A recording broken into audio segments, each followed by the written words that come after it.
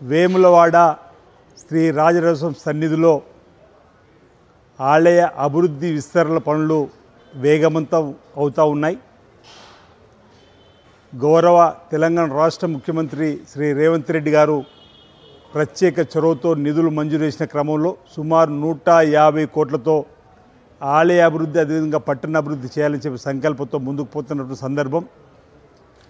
శృంగేరి పీఠాధిపతి జగద్గురు శ్రీ శ్రీ శ్రీ విధుశేఖర భారతి గారి సూచనలు సలహాలు వారి ఆశీస్సులతోటి ముందుకు పోతున్నటువంటి క్రమంలో ఇటీవల వారు స్వయంగా వచ్చి రాజన్న ఆలయంలో పరిశీలన జరిపి వారు చెప్పిన సూచనలు సలహాలు పాటిస్తూ ముందుకు పోతున్న క్రమంలో ప్రణాళికబద్ధంగా ముందుకు పోతున్నటువంటి సందర్భంలో వచ్చేటువంటి భక్తులకు అర్జిత సేవల కోసం ఆల్టర్నేటివ్గా భీమేశ్వర ఆలయంలో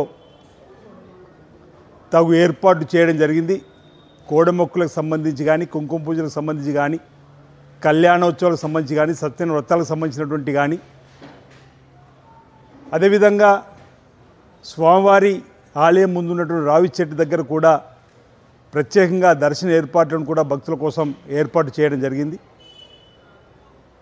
రాష్ట్ర వ్యాప్తంగా ఇతర ప్రాంతాల నుంచి వచ్చేటువంటి భక్తులు దయచేసి సహకరించి రాజన్న ఆలయ అభివృద్ధిలో మీ వంతు సహకారంతో మరి మీ సహకారాన్ని సంపూర్ణంగా అందివ్వాలని చెప్పిన సందర్భంగా కోరుతూ రాబో రోజుల్లో వీళ్ళతో తొందరగా స్వామివారి ఆలయ విస్తీర్ణ అభివృద్ధిని గావింపేసే లక్ష్యంతో ఈ ప్రభుత్వం ముందుకు పోతుందని చెప్పిన మాట ఈ సందర్భంగా తెలియజేస్తూ ప్రజల భక్తుల మనోభావాలకు అనుగుణంగా ముందుకు సాగుతామని చెప్పిన గతంలో చెప్పాం. ఇప్పుడు కూడా వారి యొక్క ఆలోచన తీసుకొని ముందుకు పోతామన్నమాట.